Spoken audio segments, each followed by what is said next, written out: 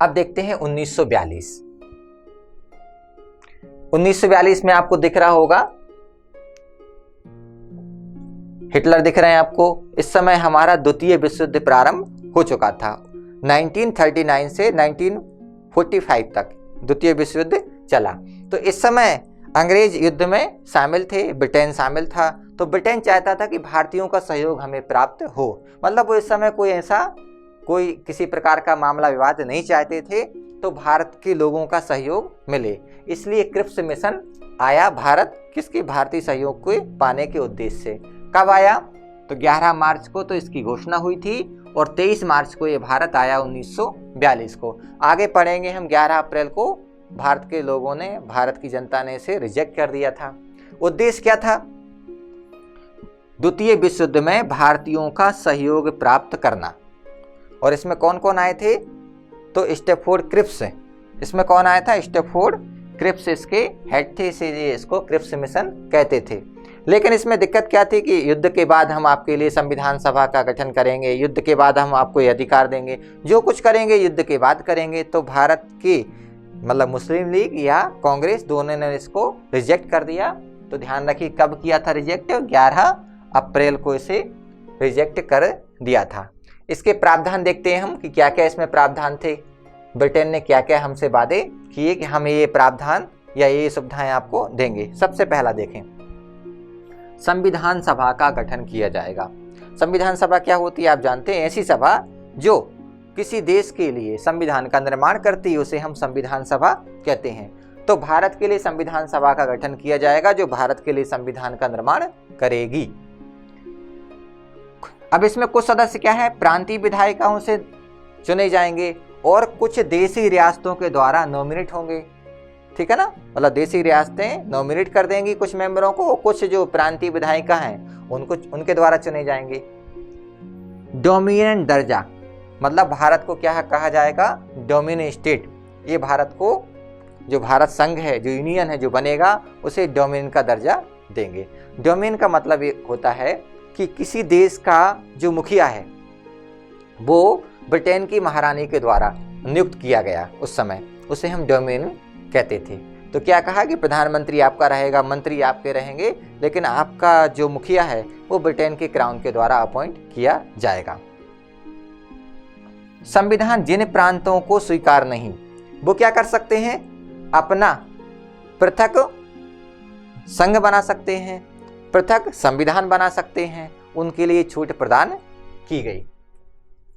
आगे चलते हैं कि रक्षा जैसा विषय है, रक्षा है, उसके अलावा जो आपके धार्मिक अल्पसंख्यक हैं, प्रजाति का मामला है, मतलब रेस का मामला है। रेस का मतलब होता है कि शारीरिक संरचना के आधार पर व्यक्ति की संरचना अलग अलग होती है। जैसे निग्रो अलग होते हैं, ऑस्ट्रेलाइट अलग होते हैं, रेड इंडियन अलग होते हैं, मंगोलाइट। जैसे हम मंगोलाइट की बात करेंगे तो समझ जाएंगे कि उनकी जो आंखें हैं वो थोड़ी छोटी होती हैं, चेहरा गोल होता है। तो स्ट्रक्चर के आधार पर प्रजाति ये वर्गीकरण होता है। तो ये सारे मामले क्या करेंगे? संविधान सभा और ब्रिटिश सरकार मिलकर दोनों क्या करेगी? इनको सुलझा लेगी।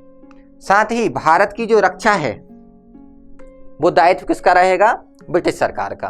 तो भारत के लोगों ने कहा नहीं, हमारी रक्षा हम खुद कर सकते हैं, आपको दायित्व लेने की कोई आवश्यकता नहीं है। और साथ ही क्या कहा? राष्ट्रमंडल से अलग होने का अधिकार होगा। राष्ट्रमंडल ऐसा संघ है या ऐसे देशों का संघ है जिसमें ब्रिटेन के गुलाम रहे या जिन देशों में ब्रिटेन ने शासन किया, उन देशों को इसमें सदस्य बनाया जाता है। तो आप चाहें तो अलग हो जाएं, आप चाहें तो रहें। उन्होंने भारत के लोगों को अधिकार दिया, लेकिन आप समझ रहे हैं भारत के लोगों ने मना कर दिया, क्योंकि हमें चाहिए वो अभी, युद्ध के बाद कोई बात नहीं होगी। अब आप देखें कि इस समय मुस्लिम लीग और कांग्रेस में समस्या चल रही थी, क्योंकि मुस्लिम लीग चाहती थी कि पाकिस्तान नाम के अलग देश का निर्माण किया जाए। तो कोई भी बात ब्रिटिश सरकार की वो इस बात पर मानने को तैयार नहीं थी जब तक आप पाकिस्तान के लिए अलग प्रावधान नहीं करते हैं। और आप देखें कहीं भी इनमें अभी पाकिस्तान की बात नहीं की गई है। तो ये समस्या ना हो, बीच में समझौता हो, इसके लिए लॉर्ड बेबल एक योजना लाए जिसे हम कहते हैं बेबल योजना। कब आई? जून 1945 में। ये भी क्वेश्चन पूछा गया है पीएससी में कि बेबल योजना कब आई थी। ऑप्शन थे 1942, 43, 44, 45, है ना? तो अब क्लियर है कब आई? जून 1945 में। सबसे पहले क्या कहा है इसमें कि हिंदू और मुस्लिम दोनों की संख्या समान कर दी जाए। किसमें? जो कार्यकारिणी परिषद है, जो वायसराय की एग्जीक्यूटिव काउंसिल है, उसमें हिंदू मुस्लिम दोनों की संख्या बराबर होगी, तो झगड़े का कोई मामला नहीं बनता है। दूसरा, जो कमांडर इन चीफ है, इसको छोड़कर जो वायसराय की परिषद है कार्यकारिणी, उसमें सभी भारतीय होंगे, अब अंग्रेज उसमें नहीं होंगे। दूसरा, जब युद्ध समाप्त हो जाएगा तो क्या होगा? संविधान का निर्माण किया जाएगा। मतलब संविधान का निर्माण कब किया जाएगा? जैसे युद्ध समाप्त होगा। पहले कहा युद्ध समाप्त हो जाने दो, जैसे युद्ध समाप्त होगा आपके लिए संविधान का निर्माण किया जाएगा। आगे देखते हैं कि जो कार्यकारिणी है, मतलब जो वायसराय की कार्यकारिणी परिषद है, उसकी नियुक्ति के लिए जो पार्टियां हैं, जो पॉलिटिकल पार्टियां हैं, उनकी संयुक्त बैठक बुलाई जाएगी। मतलब सब लोगों को बुला लेंगे, चर्चा करेंगे, फिर अपॉइंटमेंट करेंगे, जिससे समस्या का समाधान हो सके। और इसके लिए क्या करेंगे? शिमला में एक सम्मेलन बुला लेंगे, जिसमें सभी मेंबरों को बुलाया जाएगा। हालांकि बुलाया भी गया था, लेकिन सफल नहीं हो पाया था। और साथ में कहा कि जो वायसराय को वीटो की शक्ति दी गई है। वीटो मतलब होता है वायसराय अपनी परिषद के निर्णयों को मना कर सकता था। वो क्या जरूरी नहीं है, लेकिन फिर भी कहा कि बनी रहेगी। तो ये इसमें प्रावधान हम देखते हैं। अब बेवेल योजना भी सफल नहीं होती है, तो 1946 में ब्रिटिश सरकार के द्वारा, ब्रिटिश पार्लियामेंट के द्वारा एक कैबिनेट मिशन, एक मिशन भेजा गया, जिसे हम कैबिनेट मिशन के नाम से जानते हैं। कैबिनेट मिशन इसलिए कहते हैं क्योंकि इसमें कैबिनेट मंत्री शामिल थे। कौन कौन थे इसमें? सबसे पहले Pethick Lawrence. Pethick Lawrence Bharat सचिव थे। स्टेफोर्ड क्रिप्स कौन थे? व्यापार बोर्ड के ब्रिटेन में अध्यक्ष थे। और एबी अलेक्जेंडर नौसेना के मंत्री थे। इन तीनों के नाम बार बार पूछे गए हैं। ऐसा पूछ सकते हैं कि कैबिनेट मिशन में कौन शामिल नहीं था? इनमें से वो कोई, जैसे मान लीजिए पूछा कि कैबिनेट मिशन में इनमें से कौन शामिल नहीं था, 3 इनके नाम दे दिए, चौथा कोई दूसरा व्यक्ति नाम दे दिया, तो आपको टिक करना है कि कौन नहीं था। या ऐसा कर सकते हैं कि इनमें से कौन शामिल था, किसी एक का नाम दे दिया। तो आपको अगर ये तीनों नाम याद हैं तो आसानी से आप उसको सॉल्व कर लेंगे। साथ ही पूछ सकते हैं पैथिक लॉरेंस के बाद कौन सा पद था, तो भारत सचिव थे। स्टेफोर्ड क्रिप्स के पास तो आप बता देंगे व्यापार बोर्ड के ही अध्यक्ष थे। और एबी अलेक्जेंडर के बारे में पूछे तो बता सकते हैं आप क्या, ये नौसेना मंत्री थे। इसकी डेट भी आपको याद रखनी दो कि 24 मार्च 1946 को भारत आया और 16 मई 1946 को इसने अपनी रिकमेंडेशन या सिफारिशें दी। अब इसमें आगे देखेंगे हम कि इसमें क्या क्या प्रावधान किए गए। तो कैबिनेट मिशन में जो किए गए प्रावधान है उसमें सबसे पहला है कि एक डोमिनियन भारतीय संघ का गठन किया जाएगा। मैंने अभी आपको मतलब बताया, डोमिनियन का मतलब कि जो भारत के गवर्नर जनरल हैं इस समय, उनका अपॉइंटमेंट कौन करेगी? ब्रिटेन की महारानी करेंगी। दूसरा, जो भारतीय रियासतें हैं इनको भारत में शामिल होने का अधिकार है, चाहे तो भारत में शामिल हो जाएं या चाहे तो ये भारत से अलग रहें, मतलब स्वतंत्र अपना अस्तित्व बनाए रखें, या चाहे तो पाकिस्तान में शामिल हो जाए। तो इस प्रकार की स्वतंत्रता प्रदान की गई भारतीय रियासतों को। फिर इसके अलावा कुछ मामले जैसे विदेश है, रक्षा, संचार, ये जो सारे विषय हैं वो संघ को प्रदान किए, राज्य को नहीं। और ब्रिटिश ताज की प्रभुता क्या कर दी जाएगी? समाप्त। भारत पर ब्रिटिश सरकार की जो प्रभुता है, जो प्रभुत्व है, वो समाप्त का प्रावधान कर दिया गया। तो देखिए पहले क्या हुआ कि कुछ समय इन्होंने इस पर विचार किया। पहले लगा कि सहमति देंगे, एक्सेप्ट किया, लेकिन बाद में फिर मुस्लिम लीग ने क्या किया? अप्रत्यक्ष मुस्लिम लीग ने इसे अस्वीकार कर दिया और प्रत्यक्ष कार्यवाही दिवस मनाया कि हमें पाकिस्तान से कम की बात पर कोई सहमति नहीं है, हम पाकिस्तान तो हमें चाहिए, हमें हमारा देश अलग चाहिए। आगे देखेंगे हम और प्रावधानों पर हम चर्चा करें तो संविधान सभा का गठन किया जाएगा, है ना। इसमें प्रावधान किया गया था कि संविधान सभा गठन किया जाएगा और हम आगे पढ़ेंगे कि जुलाई अगस्त में इसके लिए संविधान सभा के लिए चुनाव भी संपन्न होंगे। 389 मेंबर, फिर हम चर्चा करेंगे लेकिन ये प्रावधान कहाँ किया गया था? कैबिनेट मिशन में। भारतीय संघ से जो पृथक रियासतें हैं वो अपना अपना संविधान बना सकती हैं, अपनी कार्यपालिका बना सकती हैं, अपनी विधायिका बना सकती हैं, मतलब वो अपना राज्य संचालित करने के लिए स्वयं नियम कानून बनाने के लिए स्वतंत्र हैं। फिर संघ की विधायिका व कार्यपालिका होगी, मतलब संघ की कार्यपालिका होगी, संघ की विधायिका होगी। अंतरिम सरकार का गठन किया जाएगा। अंतरिम का मतलब जो अंतिम नहीं है, जब तक देश आज़ाद नहीं हो जाता, ठीक है ना, या नई सरकार का गठन। तो यहाँ तो देखिए देश आज़ाद की कोई बात ही नहीं थी कि जब तक नई सरकार नहीं गठित होगी तब तक क्या होगा? अंतरिम सरकार का गठन कर लिया जाएगा जो देश का संचालन करेगी, और फिर आज़ादी के बाद चुनाव होंगे, उसके माध्यम से फिर नई सरकार आएगी। लेकिन आप देखें कि कैबिनेट मिशन में पाकिस्तान का जिक्र नहीं था।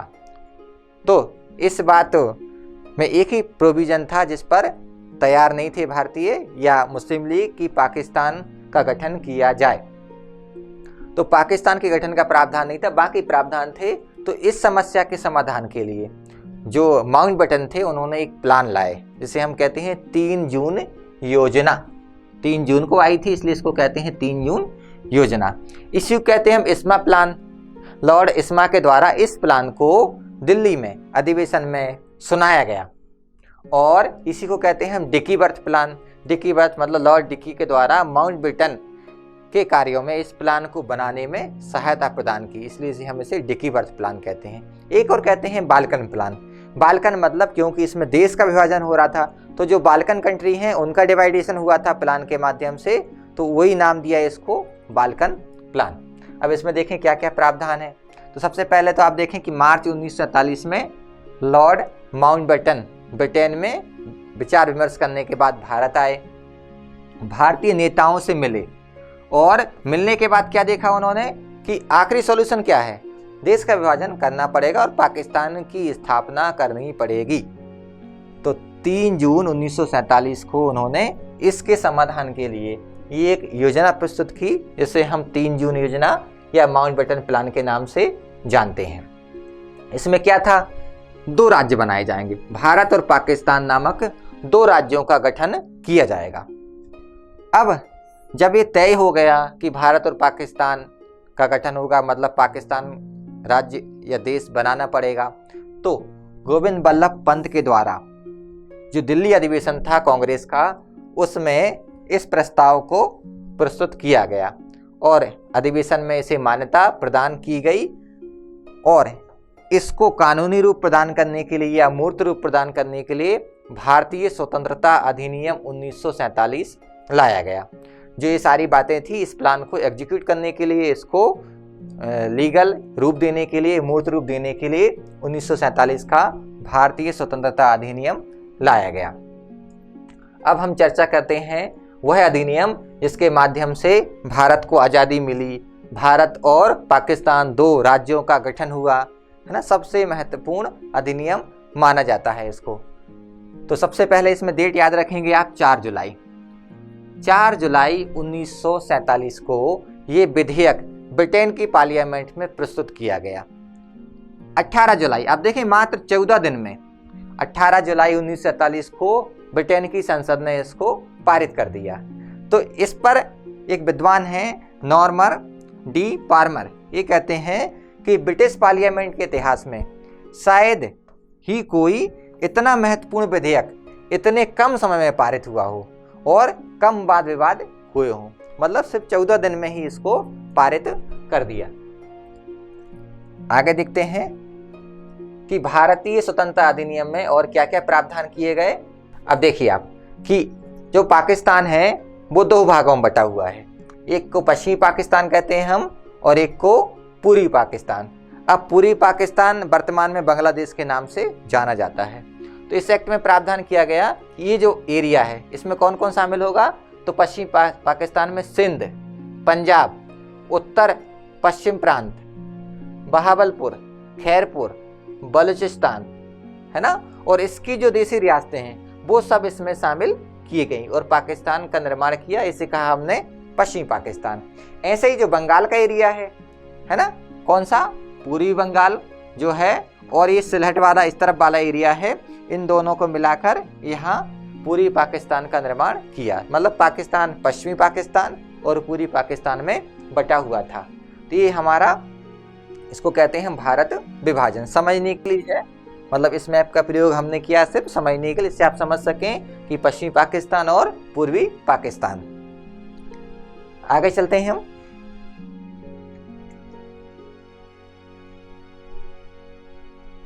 अब देखें, इसमें सबसे पहला प्रावधान देखते हैं कि संविधान सभाओं को शक्ति प्रदान की गई। अब देखिए शब्द लिखा संविधान सभाओं, मतलब भारत की संविधान सभा भारत के लिए संविधान का निर्माण कर सकती है और पाकिस्तान की संविधान सभा पाकिस्तान के लिए संविधान का निर्माण कर सकती है। उन दोनों को स्वतंत्रताएं हैं, जैसा चाहे वैसा अपना वो संविधान बना सकती हैं। दूसरा, भारत का सम्राट। अब कोई नहीं होगा, भारत का सम्राट शब्द खत्म कर दिया। पहले मुगल सम्राट होते थे, बाद में क्राउन या राजा महारानी होने लगी ब्रिटेन की, अब ये शब्द खत्म कर दिया, कोई भारत का सम्राट नहीं होगा। गवर्नर जनरल है ना। अब देखिए इसमें क्या हुआ था कि जो वायसराय थे उनका नाम बदलकर गवर्नर जनरल किया गया। और आप जानते हैं कि आज़ादी के बाद पहले गवर्नर जनरल बने थे हमारे माउंटबेटन। तो जो गवर्नर जनरल हैं वो क्या होंगे, संवैधानिक प्रमुख होंगे देश के। और जो प्रांतों के गवर्नर हैं, जैसे अलग अलग राज्य में अलग अलग क्या होते थे, गवर्नर होते थे। इन गवर्नरों को क्या कर दिया, ये इस राज्य के संवैधानिक प्रमुख होंगे। जैसे राज्यपाल होते हैं ना, तो ये वही समझ सकते हैं आप कि गवर्नर जो है ना धीरे धीरे फिर बाद में राज्यपालों में तब्दील हो जाएंगे, बदल जाएंगे। संविधान जब तक नहीं बन जाता है तब तक क्या होगा, 1935 के शासन अधिनियम, जो भारत शासन अधिनियम है, इसके माध्यम से कानून का संचालन, देश का संचालन, देश की व्यवस्था को चलाया जाएगा। और वायसराय का पद समाप्त कर दिया, गवर्नर जनरल का पद बनाया गया, जिस पे हम चर्चा कर चुके हैं। और पहले गवर्नर जनरल बने आज़ादी के बाद माउंटबेटन, और पहले भारतीय गवर्नर जनरल बने आपके सी राजगोपालाचारी। वो कब बने, 1948 में। तो अगर ऐसा पूछते हैं कि पहले गवर्नर जनरल कौन है आज़ादी के बाद, तो माउंटबेटन। और आज़ादी के बाद पहले भारतीय गवर्नर जनरल कौन है, तो सी राजगोपालाचारी। आखिरी गवर्नर जनरल भी सी राजगोपालाचारी थे, क्योंकि 26 जनवरी 1950 को हमारी संविधान सभा ने हमारे राष्ट्रपति के रूप में डॉक्टर राजेंद्र प्रसाद को चुना था। तो देखिए हमने यहाँ पर भारत के संविधान को समझने की कोशिश की। उम्मीद करता हूँ आपको समझ में आया होगा। अब अगले लेक्चर में हम नए टॉपिक के साथ मिलते हैं, तब तक के लिए धन्यवाद।